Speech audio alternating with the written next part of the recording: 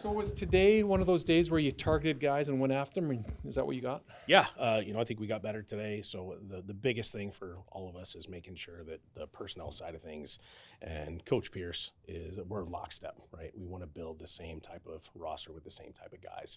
And so we emphasize grit and toughness, and it started before free agency, really, with the Dejon Allen trade, signing Dwayne Hendricks. We got him before free agency. We want to win up front. Everybody talks about it. We need to execute it better. And so we started there. But, yeah, all the players that we brought in, coaches are all behind, and we're all in at lockstep. Fourth tour of duty for Micah Awe. Yeah, I thought it was 3. Is it 4? Technically 4. Okay. You count the first NFL. Yeah. So players obviously we're familiar with. We wanted to get more physical with the linebackers, and so not just Micah, but with both Adams as well. And so Micah could play either spot. He's tough. He's physical. He can run. He's got the hands for the interception. So he gives us a lot of flexibility with what we want to do on defense. And again, welcome back for David Foku. Yeah, another one, right? And so I think we talked about it earlier, but the coaches wanted a little bit more size, and so him being 6'7" plus and 320 plus fits our scheme maybe a little bit better than he did in the past, and so happy to have him. The salary cap knuckleball in the middle of the tampering agent. How did that affect you guys in terms of what you wanted to do? Did it have any impact?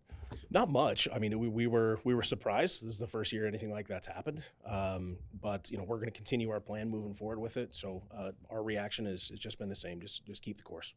Yeah. How about any potential free agents or agreements you had been made? Because there were people that had backed out of previous agreements they made with teams during that legal tampering period. We weren't affected by it, thank goodness. I think everybody kept their word and kept the course, and so we're going to continue to do that.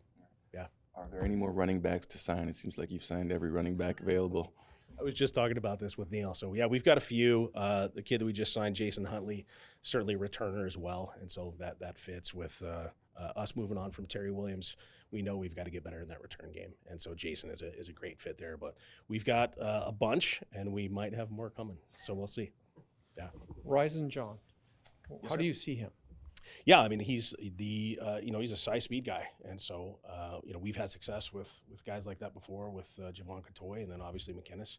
We're going to move him all over, but the thing I really stressed with him was grit and toughness, and so he knows where he's got to be with his body, and I think that's been a challenge for him in the sense that coming from the NFL, being a tight end, and then coming to Calgary to play wide receiver, I think he had to change his body style a little bit, and so he knows what we want him to do. Obviously. Making plays over the middle and being tough and blocking is going to be a part of that.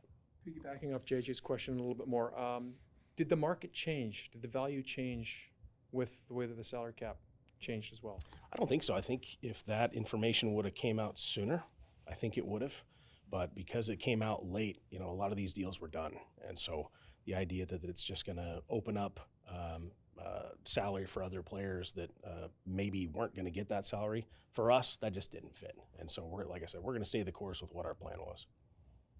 Was there any thought to not just upgrading your talent level, but was there any thought to changing the chemistry within your locker room? Yeah, tons. Honestly, our culture here has been very, very good. It's just a tremendous group of guys. But the one thing you guys have heard me harp on for the last couple of months has been just the mental and physical toughness. And so the guys that we're bringing in all fit that mold of what we want to do moving forward. We need guys that have grit. And so all of these guys in one way or another fit that. Ryan, are you comfortable maybe talking about maybe some guys who won't be coming back who've been long-term BC Lions? You ask me a direct question, I'll give you a direct answer.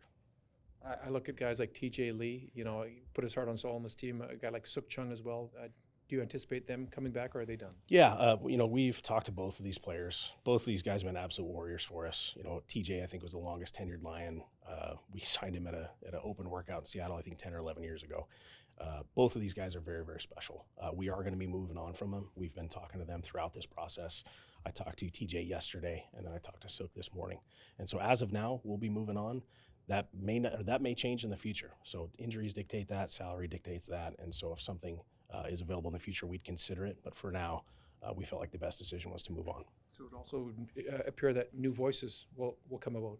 100%. And some of these new leaders have to emerge. And again, I think that starts with Buck, the expectation that he sets and the kind of culture that he's going to bring with him. And so you're already seeing players A couple of players came into my office yesterday and we're talking about some things. And so they're already policing themselves in the sense of creating that culture for themselves.